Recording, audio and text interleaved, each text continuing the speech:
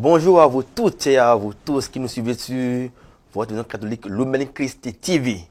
Nous sommes heureux d'avoir sur ce plateau avec nous ce matin le Père Eric Bédino. Mon Père, bonjour à vous. Bonjour cher Père, Et bonjour aux téléspectateurs et téléspectatrices de Lumen TV. Merci beaucoup. Nous sommes heureux de vous avoir sur ce plateau. Et vous êtes prêtre du lycée de Cotonou depuis 2007, votre nation. Et 10 ans après, vous avez fait un doctorat en théologie dogmatique. Et puis depuis 2018, vous êtes directeur de l'école d'initiation théologique et pastorale. Donc vous êtes donc un dogmaticien. Cher Père, l'Église universelle se prépare à accueillir de Dieu l'année jubilaire 2025. Et le thème, c'est pèlerin d'espérance. Donc nous nous apprêtons à entrer dans cette joie-là accordée par le Seigneur. Et de même, l'Église au Bénin, et surtout l'Église à Cotonou, s'apprête aussi à fêter son jubilé, le jubilé de son érection en tant que diocèse de Cotonou, les 70 ans du jubilé. Et moi, c'est dans sa lettre pastorale, la récente, je veux dire, a recommandé que dans le cadre de la préparation pour le jubilé de l'année de 2025, que nous puissions aider les fidèles à comprendre l'Église à travers le Concile Vatican II, qui a été un grand concile ouvert par le pape Jean XXIII en 62 et qui a été clôturé par le pape Paul VI en 65. Vous êtes ici ce matin, cher Père, pour nous parler de l'une des constitutions de ce concile-là. En fait, il y a 3 constitutions. Il y a celle sur la liturgie, celle sur l'Église, celle sur la parole de Dieu et enfin celle que vous allez ce matin, Gaudium et Spes. Alors, cher Père, quand on dit Gaudium et Spes, qu'évoquent les premiers mots de cette constitution? Oui, c'est d'ailleurs très heureux de parler de l'Église et de la découvrir, de découvrir son mystère à travers des documents majeurs, à travers ce grand moment où l'Église a réfléchi elle-même sur son mystère au Concile Vatican II. Et nous savons que l'année prochaine, ça va faire, je crois, les 60 ans de la fin du Concile, 65 2025 lors du jubilé. Et donc tout ça, c'est l'œuvre de la Providence. Et pèlerin d'espérance, oui. Gaudium et Spes parle d'espérance. Il dit les joies et les espérances, les craintes et les angoisses des hommes de ce temps sont aussi les joies et les espérances, les craintes et les angoisses des disciples du Christ. Et il n'y a rien d'authentiquement humain qui ne trouve écho dans leur cœur. Et sur les premières phrases du document Gaudium et Spes, les joies, les espérances, les craintes, les angoisses. Cela veut dire quoi? Cela veut dire simplement que le chrétien n'est pas indifférent à ce que vit l'humanité en termes de joie et d'espérance, en termes de crainte et d'angoisse. Mais dans le même temps, il doit vivre ses joies, ses espérances, ses craintes, ses angoisses, c'est-à-dire les défis, les provocations, les interpellations du monde. Il doit les vivre en chrétien. Il doit les vivre en chrétien. Jamais l'indifférence, mais toujours avec une différence chrétienne. C'est-à-dire ne pas faire comme tout le monde, mais ne jamais être indifférent à ce que les hommes et les femmes. Parce que, vous voyez, une phrase très forte qui va revenir dans les enseignements, oui. C'est que l'homme est la route de l'Église. L'homme est la route de l'Église. Et l'épître à Dionette l'exprimait bien. C'est-à-dire que les chrétiens vivent dans le monde, mais ils ne font pas tout comme tout le monde. Comme tout le monde. Merci, cher Père. Cher Père, il y a eu en fait 4 constitutions. Oui. Mais celle que vous voyez ce matin, on l'appelle constitution pastorale, contrairement aux autres qu'on appelle constitution dogmatique. Oui. Pourquoi cette différence? Très bien. Au début du concile, à l'ouverture, oui. Je crois dans l'homélie, ou les mots d'ouverture du bon pape Saint Jean XXIII, oui. Il avait déjà parlé de la pastoralité du dogme. Oui. C'est-à-dire que les vérités de foi doivent avoir des implications, doivent avoir des incidences dans la vie des hommes, des chrétiens. Donc la pastoralité du dogme. Et les 3 premières constitutions s'appellent constitution dogmatique.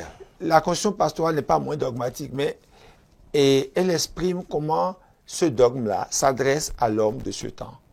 Et vous voyez, il y a même une théologie de l'Église oui. À travers l'ordre des constitutions. Parce que la toute première constitution, c'est Sacrosanctum Concilium. Sur la liturgie. Ça montre que l'Église est rassemblée pour célébrer le Seigneur. Oui. Ça montre que l'objet de l'Église, le but de l'Église, la mission de l'Église, c'est de glorifier Dieu. Nous sommes le peuple de ceux qui adorent Dieu, ceux qui manifestent la transcendance de Dieu dans l'immanence de nos jours. Et ça, c'est la mission principale de l'Église. Nous ne sommes pas rassemblés pour autre chose. Nous ne sommes pas rassemblés pour des questions d'argent, pour des questions de pouvoir, pour des questions culturelles. Nous sommes rassemblés pour célébrer Dieu. Et la manière dont vous célébrez Dieu exprime votre foi, comme le disait je crois, un père de l'Église, Prosper d'Aquitaine me semble, dit « Les orandi, les credendi », la loi de la prière et la loi de la foi. Et la deuxième constitution, c'est Lumen Gentium sur l'Église. Mais ce n'est pas l'Église qui est Lumen Gentium, c'est le Christ qui est Lumen Gentium, lumière des nations. Le Christ est la lumière des nations. Et l'Église est appelée à rendre visible cette lumière des nations. L'Église est sacrement donc, de cette lumière des nations. Et la troisième constitution, c'est que ce qui permet à l'Église d'être lumière des nations, de rendre témoignage au Christ lumière des nations, c'est sa parole. Comment connaître la parole de Dieu? Comment faire connaître davantage cette parole? Il y a Saint Jérôme qui disait déjà que l'ignorance des Écritures, c'est l'ignorance du Christ lui-même. Donc, toute la parole de Dieu ne parle que de Jésus-Christ. Et alors, célébrer Dieu à travers la liturgie, présenter le Christ lumière du monde et des nations, et vivre de la parole de Dieu, c'est cela qui renouvelle le monde. C'est cela qui réforme le monde. C'est cela qui ordonne le monde et selon la volonté de Dieu. Et c'est la mission de l'Église vis-à-vis du monde. Et c'est pour cela que le document Gaudium et Spes n'était pas prévu dans les schémas du début du concile, de même que l'autre document Dignitatis Humanae n'était pas prévu. Mais sans ces deux documents qui ont été promulgués à la veille de la fin du concile, le 7 décembre 1965, sans ces deux documents, le concile n'aurait pas atteint sa mission de parler à l'homme de ce temps. Alors comment l'homme de ce temps peut vivre cette parole de Dieu, peut reconnaître le Christ lumière des nations et peut déjà, dans l'immanence de nos jours, rendre gloire au Dieu transcendant. Merci Père. Alors on parle de l'homme de ce temps. Cher Père, quels sont les grands principes par rapport à l'homme évoqué dans Gaudium et Spes? Les grands principes. Les grands principes de l'homme, c'est-à-dire que Gaudium et Spes a repris d'une certaine manière l'anthropologie chrétienne. Et cette anthropologie chrétienne, c'est sur la dignité de l'homme. La dignité de l'homme. Et nous savons que c'est après la Deuxième Guerre mondiale. Avec toutes les atrocités. Les atrocités, je crois qu'on était aussi en pleine guerre froide. Et on venait de finir la page de la colonisation dans plusieurs pays africains. Et donc, on a mis l'accent sur la dignité de l'homme. Mais cette dignité de l'homme-là vient d'où? Cette dignité de l'homme vient du fait que l'homme est créé à l'image et à la ressemblance de Dieu. Genèse 1, 26. Donc, Dieu créa l'homme à son image. Donc, la dignité de l'homme vient de là. Et il y a 4 valeurs qui ont été mises en lumière pour exprimer cette dignité de l'homme. Lesquelles? Il y a la liberté. La liberté. La vérité d'abord, la vérité, la liberté, la justice et l'amour. Et vous voyez, la liberté a été présentée parmi toutes ces valeurs-là comme ce qui nous fait ressembler le plus à Dieu. Mais il n'y a pas de liberté sans vérité. La liberté doit être toujours accordée à la vérité. La liberté ne signifie pas je fais ce que je veux. C'est quand je fais ce qui est conforme à ma nature, à mon état, à mon être, à mon statut, que je suis vraiment libre. Et donc, la liberté est un signe très élevé. Et je disais, j'ai planté le contexte pour montrer que avec toutes les coercitions, les contraintes, les privations de liberté des peuples, tout ça, il était temps de parler de cette liberté. Et alors, le document montre aussi que l'homme, vous voyez par exemple au numéro 63, la personne humaine, l'auteur, le centre, le but de la vie publique. Et que les réalités, le temporel n'est plus seulement un moyen, mais a une bonté naturelle, une valeur propre. Alors là, on se pose la question de savoir, est-ce qu'il n'y a pas un déplacement de sens? Est-ce que avant le temporel est ordonné aux fins dernières, maintenant on dit que le temporel a sa valeur propre. Est-ce qu'il n'y a pas un déplacement? Non, et il n'y a pas un déplacement parce que le Christ, dans ce document, est présenté réellement comme le thème de l'histoire humaine, le point vers lequel convergent les désirs de l'histoire et de la civilisation, le centre du genre humain. Ça, c'est Gaudium et Spes 45. C'est le Christ qui est le centre. Il est le thème de l'histoire. Il est le point vers lequel convergent. Et en même temps, le document a précisé que la créature sans le créateur s'évanouit et devient opaque à elle-même. Ça veut dire que l'homme ne peut pas dire, parce que les réalités terrestres ont une certaine autonomie, parce que le temporel a une valeur propre, que on n'a plus besoin de Dieu. Non, pas du tout. Donc, et cette tentation existe beaucoup. Donc, le regard porté par Gaudium et Spes sur le monde, on paraît aussi un peu optimiste, sinon naïf. Et le déploiement de la technologie, de certaines réalités, le prouve bien. Il faut toujours lire Gaudium et Spes en lien avec les trois constitutions dogmatiques. Oui. Alors, mon père, quand nous parcourons Gaudium et Spes, et comment est présenté le rapport de l'Église au monde? Bien, le rapport de l'Église au monde, qu'on peut aussi rapporter au rapport de l'Église à l'État. Oui. Le rapport de l'Église au monde est présenté sous le thème du dialogue. Voilà. Et certains théologiens jouent beaucoup sur ce thème de dialogue, c'est-à-dire que, parce que je montrais tout à l'heure que dans Gaudium et Spes, on peut voir une certaine forme d'anthropocentrisme. Centré sur l'homme. Sur l'homme. Mais l'anthropocentrisme déconnecté de Dieu, comme je l'ai montré, le Christ qui est le centre vers lequel converge, le point vers lequel converge l'histoire humaine, déconnecté de Dieu, du Créateur, et ça ne donne pas de sens. Mais ce dialogue, c'est que le monde a des choses à offrir à l'Église. Le monde, bien sûr. Oui. En termes d'autonomie des réalités terrestres, le monde a des choses à offrir à l'Église, en termes d'outils, en termes de développement, de technologie, en termes de valeurs que le monde défend. Ce sont des choses que l'Église peut prendre au monde. Mais l'Église, dans le dialogue avec le monde, ne doit jamais oublier sa mission première. Sa mission première, assignée par le Christ, d'être lumière, d'être sel et d'être le vin de la pâte. Prenons simplement le symbole ou l'analogie du sel. Oui. Le sel donne saveur. Le sel donne goût. Le sel préserve de la dégradation. Quand on avait parlé congélateur, tout ça, on pouvait conserver le repas en y mettant du sel. Oui, la viande avec du sel se conservait facilement. Facilement. Alors, l'Église a toujours pour mission de conserver ce monde et de le préserver. De préserver ce monde. Et le rapport entre l'Église, par exemple, et la politique, ce rapport a été déterminé dans Gaudium et Spes 76, numéro 76.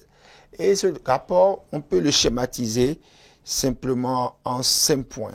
Le premier point, c'est qu'il y a une distinction entre les actions que les fidèles isolément ou en groupe posent en leur nom propre comme citoyens guidés par leur conscience et les actions qui mènent au nom de l'Église, en union avec le pasteur. Donc il y a une distinction entre... C'est-à-dire que celui qui pose un acte, un chrétien en politique, un chrétien dans la vie économique, il agit avec sa conscience. Son action est différente de l'action que mène l'Église quand l'Église prend une position. Donc, il y a une distinction. Deuxième chose, il y a la transcendance de la mission de l'Église. L'Église, qui en raison de sa charge et de sa compétence, ne se confond d'aucune manière avec la communauté politique et n'est liée à aucun système politique, est à la fois signe et sauvegarde du caractère transcendant de la personne humaine. J'ai dit tout ce qui concerne l'homme et tout ce qui concerne et tout ce qui met en jeu l'homme, ou quand l'enjeu est l'homme, l'Église est là présente. Elle est concernée. Troisième chose, il y a j'ai parlé de l'autonomie des réalités terrestres, donc l'autonomie aussi de la conduite des affaires de l'État. Oui. Mais il y a coopération et collaboration sur fond d'indépendance et d'autonomie. Coopération et collaboration. On ne va pas dire parce qu'il y a autonomie, on ne va pas se rencontrer, parce que celui qui est au centre de ça, c'est l'homme. Et l'homme n'a pas simplement une dimension terrestre, l'homme a une dimension divine. Et l'Église doit veiller à cela. Il y a la différence des moyens. Et après, il y a l'horizon eschatologique. Et j'ai indiqué tout à l'heure que l'homme n'est pas seulement une réalité terrestre, mais l'homme a une vision et il a une dimension divine. Merci, cher père. Le document avait évoqué quelques problèmes liés à la famille, au mariage, l'histoire de la culture, la vie socio-économique et même la vie politique. Est-ce que des années après, aujourd'hui encore, est-ce que ces problèmes sont encore urgents? Ces problèmes sont on ne peut plus urgents. J'évoquais tout à l'heure que le document a un regard un peu optimiste sur l'évolution du monde. Et vous voyez, le document, mais a donné la position de Dieu, la position c'est-à-dire la parole de Dieu sur le monde. Prenons le cas du mariage et de la famille. Et nous avons eu fiducia supplicans, nous avons eu des signaux sur la famille. Oui. Et tout cela s'inspire des éléments de Gaudium Spes, c'est-à-dire comment dialoguer avec l'homme de ce temps sans rien céder à la vérité de la parole de Dieu, sans vouloir adapter la parole de Dieu aux exigences des hommes de ce temps. Non. De ce temps-là. L'Église doit maintenir, c'est-à-dire la mission qui est la sienne et qui ne dépend pas d'elle, qu'elle a reçue du Seigneur. Voyez, l'Église a une parole par rapport à nos frères et sœurs qui connaissent un échec dans leur vie matrimoniale, par exemple, ou nos frères et sœurs qui ont des tendances qui ne sont pas conformes à ce que Dieu veut. L'Église ne peut pas les rejeter. Mais en même temps, l'Église n'a pas pouvoir de leur dire que c'est conforme ou de poser des actes qui pourraient leur donner c'est-à-dire l'impression qu'il s'agit des mêmes choses. Non, pas du tout. Donc la mission existe. Et l'Église disait, par exemple, dans le Gaudium Spes, on disait, la santé de la personne et de la société, tant humaine que chrétienne, est étroitement liée à la prospérité de la communauté conjugale et familiale. C'est-à-dire que la famille est le cœur, est l'avenir de l'Église et de la société. Vous voyez? Et c'est Dieu même qui est l'auteur du mariage. Par rapport à ça, l'Église n'a pas, comment appelle-t-on, de pouvoir sur le mariage tant qu'il est célébré correctement. L'Église peut reconnaître que, ben, écoutez, les conditions ne sont pas remplies. Mais dès lors que c'est célébré régulièrement, l'Église n'a pas de pouvoir là-dessus. Vous avez parlé de la culture. Et aujourd'hui, chez nous ici en Afrique, vous voyez, les panafricanistes de tous bords, et puis le vent revient toujours, notre culture, il faut retourner à notre culture, il faut... Mais la question de la culture est une question fondamentale. Et chez nous, on confond tout, parce que on pense que la culture, c'est seulement ce que nous avions fait. Oui, ça fait partie de la culture, mais il y a aussi la culture de nos jours. De nos jours. Et le grand problème, c'est ceci, et qui se pose aujourd'hui, c'est comment tenir aux valeurs ancestrales, tout en restant ouvert. Voilà, tout en restant ouvert aux innovations et en restant ouvert à l'universalité. Au numéro 56, par exemple, le Gaudium Spes indiquait comment favoriser le dynamisme et l'extension d'une culture nouvelle sans que disparaisse la fidélité vivante à l'évangile, à l'héritage des traditions. Et le document a dit des choses assez importantes par rapport à la culture et qui nous interpellent comme Africains et revendiquant la valeur de nos cultures. Montrer que la culture est de l'homme. Si la culture est de l'homme, ça veut dire que la culture a des valeurs, des antivaleurs. Et ce n'est pas seulement nos cultures qui ont des antivaleurs, même les cultures occidentales ont des antivaleurs. Et nos cultures ont des valeurs, mais aussi des antivaleurs, il faut le reconnaître. Et il faut oser faire ce travail de raison sur nos cultures. Et le document a parlé aussi du rapport de l'évangile et culture. Et nous voyons le déploiement avec, comment appelle-t-on, le Conseil pontifical pour la culture, avec tout l'effort que nous faisons pour que l'évangile entre dans les cultures, ce qu'on a appelé l'inculturation. Et la culture de l'homme, pourquoi ça nous interpelle? Ça nous interpelle dans le sens où ce que nous revendiquons comme culture, en quoi cela promeut l'homme? En quoi cela permet à l'homme d'accéder à l'humanité? De s'épanouir. De s'épanouir. Et il ne peut plus avoir aujourd'hui de culture close, de culture enfermée. Et la culture est toujours ouverte à l'universalité parce que l'esprit humain a une certaine universalité. Voilà. Cher Père, est-ce que ce document dont nous parlons avait intégré les préoccupations de l'Afrique à l'époque. À cause souvent, on dit que l'Afrique n'était pas présente à ce rendez-vous, que c'était les préoccupations occidentales et qui étaient beaucoup plus prises en compte. Oui, en termes de nombre, oui. Bon, nous parlons de 1962 à 1965. Oui. Il y a déjà plus de 60 ans. Oui. Et si vous imaginez, il y a 60 ans, comment étaient nos églises, et parce que le concile, c'était le rassemblement des évêques du monde entier. Oui. Combien d'évêques avions-nous en Afrique à l'époque? Est-ce qu'on avait des théologiens de haut vol déjà à l'époque? Et au Bénin ici, on n'avait qu'un seul évêque qui a participé à toutes les sections, le cas de Monseigneur Ganti. Et après, dès 63, Monseigneur Agboka qui a participé aux autres sessions. Donc, il faut dire en termes de nombre, il n'y avait pas beaucoup d'évêques et donc pour faire imposer les grandes thématiques de chez nous. Et il n'y avait pas aussi assez de théologiens. Néanmoins, il faut reconnaître que pour faire imposer nos préoccupations, il faut que nous travaillions beaucoup. Oui. Et Gaudium Espèce, il faut le reconnaître, a tenu compte beaucoup plus du monde occidental, du monde moderne et de l'anthropologie européenne, américaine, de l'Occident. Et cela a été reproché. Cela a été reproché au document. C'est pour cela que quelques années après, je crois 2 années après, en 1967, on a publié un autre document, Populorum Progressio, qui est un peu Gaudium Espèce, qui prend en compte les préoccupations des pays en voie de développement. Et Populorum Progressio, il y a une expression très célèbre dedans qui parle du développement intégral de l'homme, du développement de tout l'homme et de tout homme. Voilà. Et qui évoque donc les questions de colonisation et met en garde contre les messianismes. Et puis, à côté de ça, dans la même année, en 1967, il y a un document qui a été publié spécialement pour l'Afrique. Afrique Terrarum. Toujours en cette année. C'est la première lettre encyclique à l'Afrique, le 29 octobre 1967. Et qui évoque alors les préoccupations africaines. C'est-à-dire, c'est Gaudium Espèce qui tient compte des préoccupations africaines. Et vous voyez, à l'époque, on vivait déjà les soubresauts politiques. Les premiers coups d'État ont commencé avec, en 1963 avec le cas togolais. Et les espérances, le soleil des indépendances, s'est obscurci. C'est les espérances que portaient les Africains en accédant aux indépendances. Et tout cela commençait à vaciller. Et il y a une phrase importante de ce document pour montrer aux Africains que la situation que nous vivons ne relève pas d'une malédiction.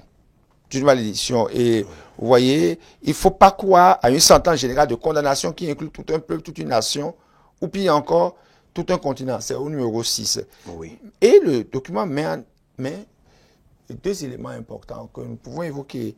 Par le combat contre l'analphabétisme et l'éducation scolaire avec l'importance à accorder à l'enseignement professionnel. Donc l'éducation à la vie politique, l'éducation à la scolarité. Et cela reste des défis aujourd'hui. Merci Père.